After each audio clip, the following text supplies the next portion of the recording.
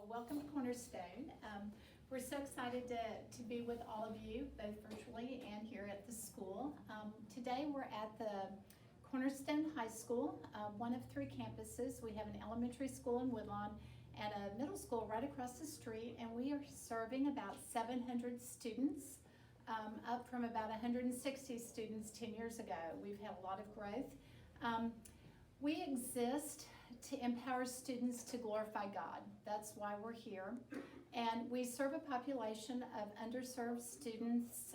Our students fall below the poverty line and depend upon us for a rigorous, excellent education. We're accredited with both the Association of Christian Schools International, that accrediting, and what you might know as advanced ed that a lot of public schools are accredited with. We're also an international baccalaureate primary school. We believe that just because you come from a home that doesn't have a lot, that you shouldn't have to not have a great school. And so most of our kids live in Birmingham or close by. And that's our introduction today, and we're going to head on down the hall and see the lunchroom. Joined us in the Cornerstone High School lunchroom. Right now we have about 50% of our students with us, less than that at the high school level. But even though they're not all with us, we're still feeding them. And the reason we're still feeding them is our population of students are food insecure. I don't know if you've heard that vocabulary lately, but a lot of us are talking about how it's really shocking that kids in Birmingham don't have food. Kids anywhere don't have food. And I don't know about you, but I've never had to go a day in my life without food or having to be worried about where my next meal's coming from. Well, our kids do. Even our little kids will ask us if they're going to get food to take home. So basically, this is a real important part of our mission, because we know that if you're hungry, you can't do well in school. It's just one of those basic needs. It's like sleep and water, that without food, your brain isn't going to work right. And so many years ago, we decided to make sure that all of our children were fed every day. Right now, because of the COVID experience going on, 100% of our kids get a free breakfast and a free lunch, which we're really excited about. However, there's a lot to that. As you can imagine, getting kids through a line is fairly simple. You put the food on the line and they come through the line and get it. Well, we can't do that anymore. We have to have our kids separated into cohorts, and the food has to be taken to the classroom and packaged so it'll work. And if you're at home, your family can come by and get food for you for that day. So we're really glad that we can continue to feed, but there's a lot of needs related to that.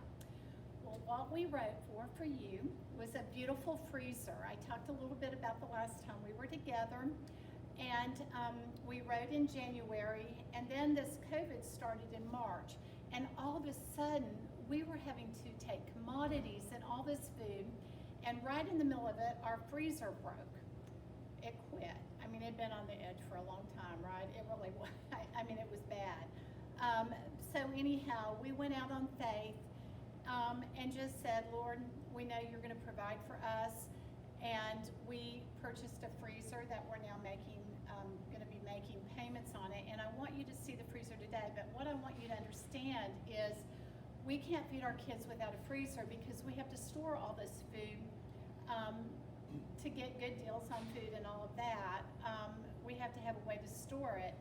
And if the kids have to go home again, like they did in the spring, then we have to prepare the food in advance, and they come get a week's worth of food at a time.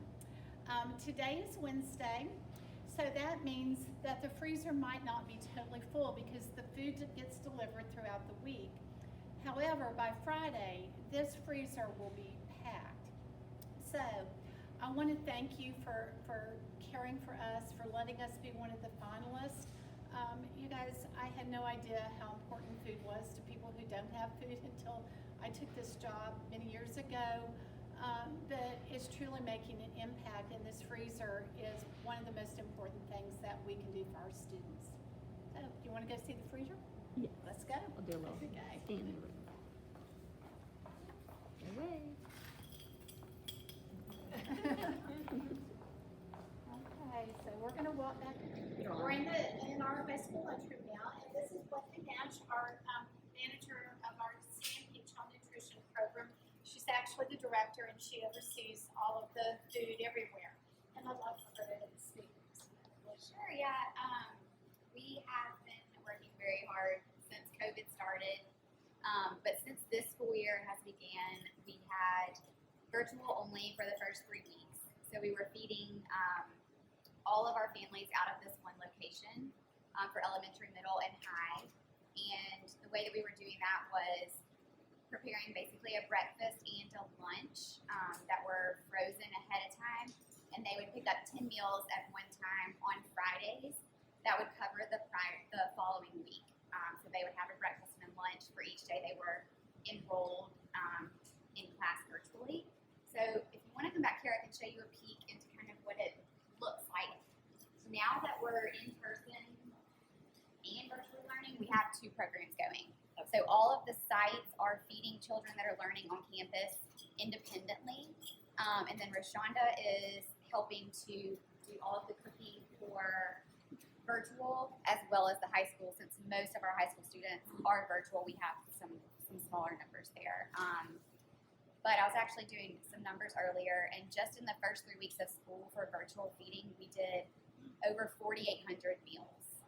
And it would have not been possible without this freezer, 100%. So if y'all want, it's kind of tight back here, but we can jump through.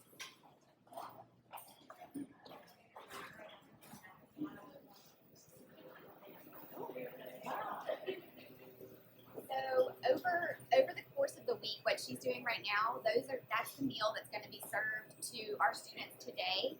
They'll be placed in the freezer, and then on Fridays they get backed up like this. So this will be 5 lunches and 5 breakfasts, and the family, when they come to pick up, they just get the whole bag and they can put it in their freezer at home. It's every meal for the next week. So with it only being Tuesday, it's kind of slow in here right now. It'll be packed by Friday. Very cool. I mean, we had did it already. It was like a major deal to build this whole freezer thing. So Oh, yes. it's not just that you come pull the freezer like you do into your house. Yeah, we were, so I'll show you what we had before, or the remnants of it. You want to see this one? And this is the cooler. So same setup. It's been very helpful for us to store the milk. All of our milk for all 3 campuses comes in on Friday morning. And so we would have had no way to store it before. We're getting towards the end of it now, but really pre-cut a lot of our fresh fruit and vegetables so that we could put those to be frozen later. Really big help with the milk. We've had to even store some of the middle school milk over here and get it across. Same setup. But I can show y'all what we had before. And when COVID started in March, it was very, very, very challenging to feed all these kids with the storage space that we had. If you see right here, where these 2 gray mats are, that was our freezer. So not only did it take up kitchen space, it was nowhere near the space that we needed to house all the food. So we really struggled to keep up. And since we've added that, we've been able to get ahead, which is really nice, especially considering it could be possible that someone can't come in and they have exposure to COVID and things like that. So being ahead has really made a big difference for our team. Any other questions? Yes. Do all of the families have freezers at home? Things like that? That's a great question. I mean, I would assume they do. And I've always been like, Yeah, we haven't had anybody that's good. say otherwise. Yeah. I The guess meals are delicious. That's amazing. I know they do a great job. It's really, and when COVID first started, I did go around and tour what some of the other schools were doing, and they were doing a lot of sandwiches and things like that. And nothing wrong with that. Yeah. We are a little bit smaller than some of those schools, but I've been really impressed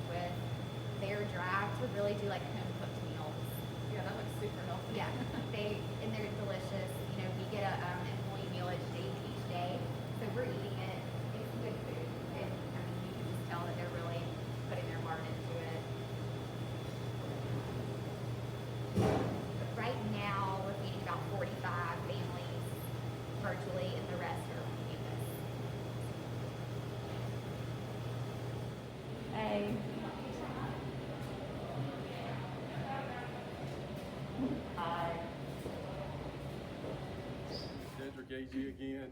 First of all, thank you guys so much for being here. This is my 8th year here at Cornerstone, and every single year just gets better and better. And so I'm just delighted to be here. Our approach here at Cornerstone, as Dr. Carr mentioned, is to really have a whole child approach towards education. It's not, it's important for us to be able to meet the spiritual needs. It's important for us to be able to meet the academic needs as well. But as Dr. Carr mentioned, the freezer that we've been able to put in is helping us meet the physical needs as well. So as you can see, all of our students, we have 140 students. We only have 12 that are present here, but meeting that physical need is so important. There's just a litany of issues that exist outside the classroom that we have to tend to. As research says, you know, students are better learners when they're well fed and we're able to meet those health needs. So this is all about meeting our students' health needs, and we just appreciate you guys and being part of that. Thank you so much. So now we're gonna go on our school tour. Yeah, All right. you lead them up. All right, y'all come on up. It's just showing our students appreciation for being here, making sure that our students feel wanted as well. Although this board is just a small token of that, representation of that, we have 140 students and we got about 13 students who are returning, but one of the things that we want to do is really make them feel special coming back. So we put all of our student names on not only our boards, but every single computer as well that they came back to. We want to make them feel special, make them feel wanted. So this is just a small token of that as well. But if y'all want, we can start this way and go through. Total, we have 140 students, and all of our students now, in terms of instruction, all of our students are experiencing virtual learning right now. So we have 12 that are actually in person, but in the total number of students, all of them are experiencing virtual learning. So 12 are here, right, at this school, right. At the elementary school, all total is 320, right, personal learning. 350. Ooh, see, look at me. No, I'm sorry. Okay, so So- you guys, I'm the number girl, right? So basically what we have, Dr. Mark Wilson with the Jefferson County Health Department, and I worked to open school in a way that I felt good about. And his recommendation is that we elementary students aren't the spreaders. And they're probably least likely, he said, maybe a 1 in 10 chance of getting the virus. And so it just worked out beautifully that we have about 200 out of 350 kids at the elementary school who are actually in the building. Today would have been a fun day to go to the building because we've got little kids everywhere and they can wear masks better than adults. It's really remarkable. Then we have the middle school population across the street. We opened a new school right in the middle of this, and we have about 40 out of 180 plus kids across the street who are here. Now, at the elementary level, Dedrick's already talked about the numbers here. At the elementary school, we are doing direct instruction to the whole entire student body. So a kid at home is gonna be in on the same lesson that a kid in the classroom is in. And we're loving it. It's so much fun to watch the kids. And you guys, if something goes wrong, there's this one, they go like this because they think you can hear it, or they'll go like this, and it's just so cute. It really is. So, but I also wanted to clarify that, so we get to a total number virtually and in school of about, of right around 700. The freezer that you guys, we asked for is for all of those students. We keep saying the number of 140, but that's not, we do all of our food management and planning, our directors downstairs. So the freezer actually holds the food and the commodities for the whole entire population. I just wanted to make sure we made sure that that was part of it. You're welcome, Mr. Agee. So Mr. Agee, by the way, is so amazing. You guys are all sweet believers. And you guys, I absolutely prayed him into Cornerstone's life. And 8 years he came walking, he was working for the University of Alabama for Nick Saban as a trainer for the football team. And he came walking in my life and I said, why are you here? You could be anywhere, why are you here? And he said, I learned a long time ago that when the Lord tells me that I'm to do something, I better pay attention or I get in trouble. I don't know if you remember saying that to me. So 8 years later, I don't know what I would do without this man. He's been promoted. He's also filling in as athletic director right now because our athletic director got a calling to Trustville Baptist Church to preach, and so I think it's Trustville Baptist. That's But right, yeah. anyhow, you guys, every single person here has been prayed here. I promise you that, and so thank you for all you do. She's trying to make me cry on camera. I'm not. Absolutely, well, thank you, Dr. Carr. So our library, our students love our library. We have book clubs currently for our students, and we're really excited this year. We've really stepped up our ebooks, so we're offering ebooks to all of our students that are virtual. And you guys just missed it. This is actually the place, every Tuesday, all of our staff, when we talked about me know spiritual needs, but we need to be filled as well. So our staff, we have prayer time in here every Tuesday around lunchtime. So you guys just missed it. We have one of our teachers, but we just believe that's extremely important. If we're gonna lead our students to Christ, if we're gonna encourage our students in their faith, that we need to build our faith as well. So this is where it goes down, right here at in our library for that. But thank you guys again so much. We're gonna move this way. Any questions on the library? Dr. Carr's gonna answer all those questions.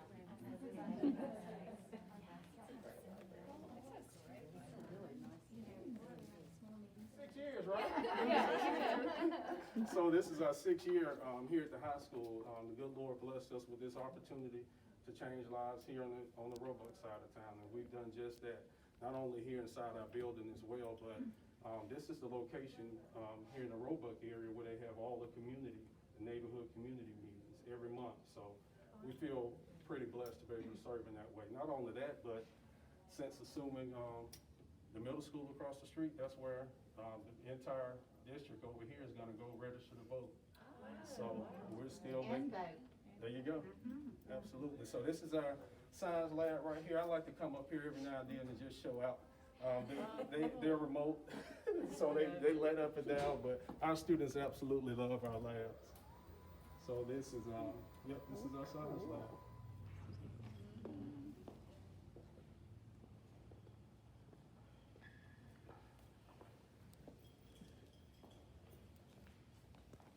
So 6 years ago, Dr. Carr gave. This is your 7.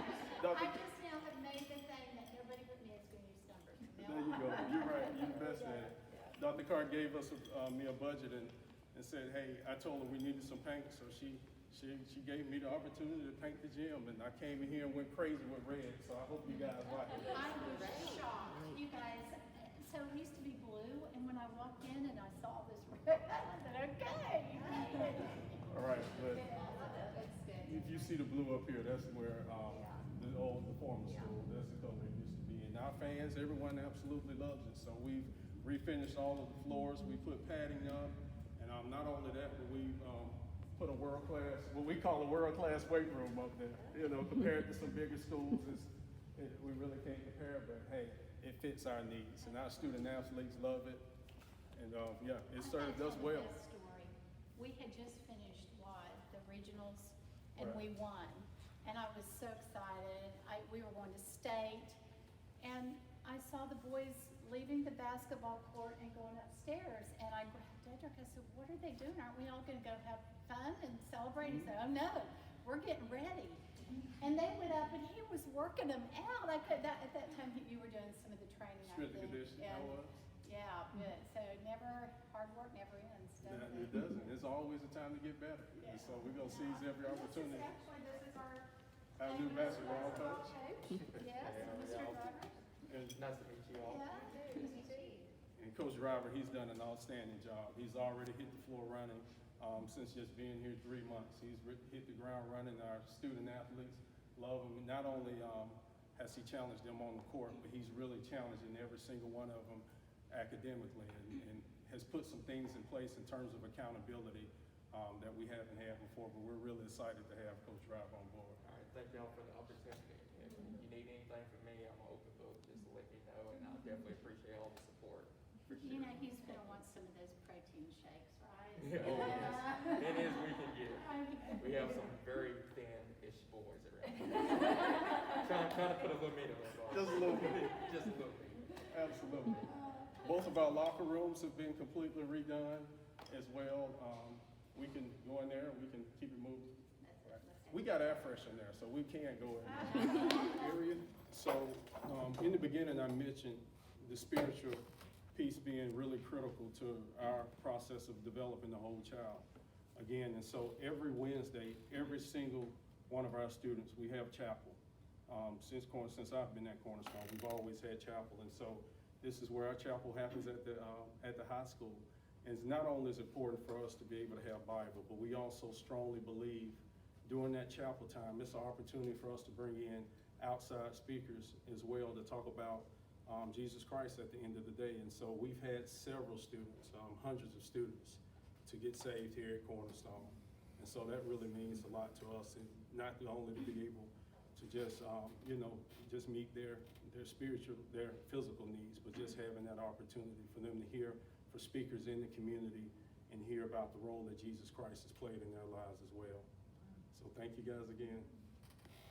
Okay, so I'm up. So so just kind of an overview.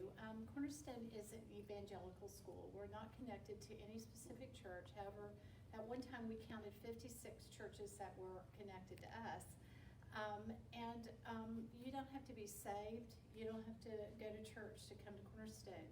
It's our hope that by the time you graduate from us, and we have data to show that most of our seniors, in fact, all of our seniors over the last few years have been saved and can go out and build the kingdom. But today, to kind of summarize, one of the things we noticed is that you don't have to be 18 years old to tell people about the Lord. Many of our elementary kids are very skilled at this.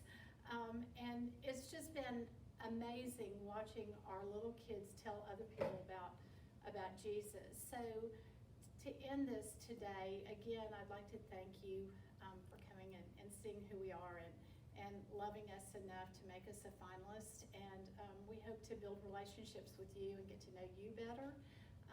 Thank you so much. But we'd like to have you see a little glimpse into one of our students who is mighty for Jesus.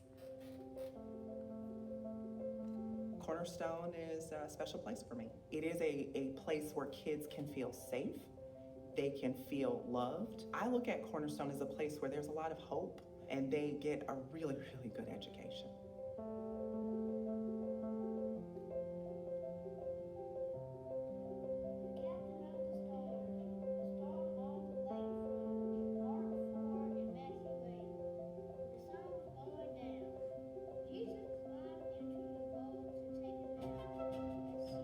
I walked into our lunchroom and all the kids were kind of waiting to go to carpool line, and I saw Rayshad sitting at the table with all his friends. They were kind of goofing off, and he was there with his storybook Bible reading really intently. And so I was like, Rayshad, man, like, what are you doing? And the next day he was going to meet Sophia, and he was just reading over his story so that when he read his story from the Jesus Storybook Bible, he kind of knew what he was getting into and could better help explain that to her. Book buddies is when an older grade level comes in and reads with a younger grade level. Almost like kind of like a partnership or mentorship. And they love it. They get to learn how to have an example from someone that's a little bit older to aspire to be like, to be an example. Rayshad's book buddy is Sophia, and Sophia is a delight and delights in every single thing that Rayshad does. So they read a lot of books and they read the Storybook Bible together, and they made a goal to get through the Storybook Bible together by the end of the year. It is something that everyone should want to hear because it's the Word of God. They don't know true things if this is true or not. So that's why they need to learn about the Bible. The connection that Cornerstone brings with God and these kids is outstanding. Rayshad is he's very smart. He's a very bright young boy, but Rayshad is very introverted. He's not outgoing at all. And so this school has basically opened him up in an area that's comfortable for him. He's found his own love for God. Like, even though, we have it and we wanted it for them, he has found it for himself. And this school is really pushing him to, you know, open up and put that out there into his classmates and his teammates, and it's just been wonderful.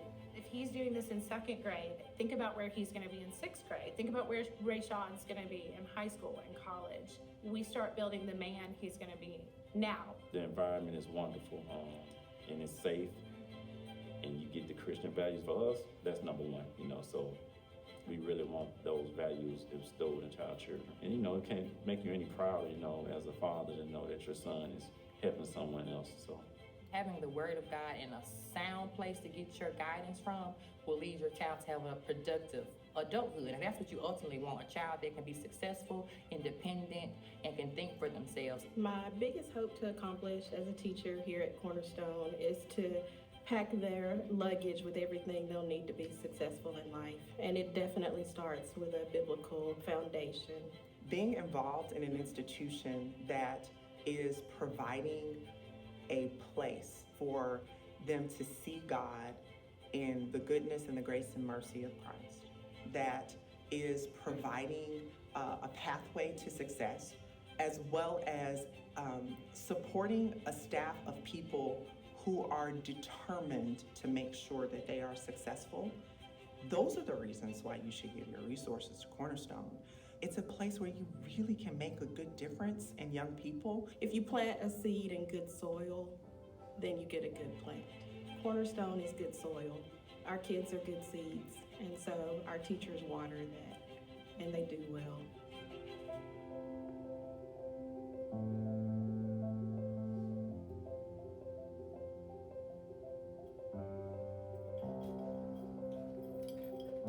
And she took a job as an executive with the Southeastern Conference. And we first met when she lives over the mountain, and she was bringing her own children to compete against our children at the elementary school. And she started noticing kind of a difference, that our kids were well-mannered, not what she expected from inner city kids. Long story short, we invited her to be on the board. And about a year ago, she called me, and her sister had passed away in Atlanta, and she had a niece who was a junior who was kind of losing it. Just her dad was a policeman in Atlanta, her home life had gone apart, and she was kind of on the downward spiral. And Tiffany did not want to put her in school where her kids were zoned, and asked if she could come to Cornerstone. And I said, you know, it sounds like this is why we exist, right? To help kids who need that extra love and environment. So when you saw a board member and parent, that's why Tiffany took her niece, is now parenting her niece, and her niece is now a senior here with us. So that's how she became a board member and a parent. Does anybody have any questions? Have we summarized everything pretty okay? Well, again, thank you for spending your morning with us. So, yeah, Could you share with us any volunteer opportunities or any other ways that partners could potentially get involved outside of this specific grant? Oh, yes, we do. In fact, where's Eve? Okay, Eve is our volunteer, our volunteer coordinator, and she's also our event planner. And of course, things are a little different now with physical volunteering, but Eve, you could probably speak to that. Absolutely. So we have a ton of opportunities throughout the year for volunteers. In normal circumstances, what that would look like is mentorship programs. We have lunch mentorship options available at the elementary, middle, and high school, and that's just having lunch once a week. It usually starts out with one student, and then you end up having lunch with groups of students and really getting to know our students that way. We also have opportunities for tutoring. That is typically at the elementary level in English and math. And we were in the process of starting after school homework assistance at the middle and high school campuses right before COVID hit. But as soon as that dissipates, we'll have after school volunteer opportunities to assist with homework at the middle and high school. Outside of that, we do serve days for groups all the time. We have a lot of our church partners come in on Saturdays and do special projects. We didn't get to walk back here, but we have picnic tables and shades that were done by a church group recently, and just general general facility help throughout the year. We also have many partners that have developed programming for our students. We have financial literacy classes. We have college preparation for our seniors. We have Marriage Biblical Institute for some of our students. So lots of ways to start programming within our infrastructure, as well as supporting through mentoring, tutoring, and service. But if anyone has any questions about volunteering, my name is Eve Hennessy, and I'm happy to elaborate more on that. So we'd love to get Contact through the anyone. website or? Yes, you can find that information on the website. If you just go under, I believe it's support, and then you'll find different ways to support, and under that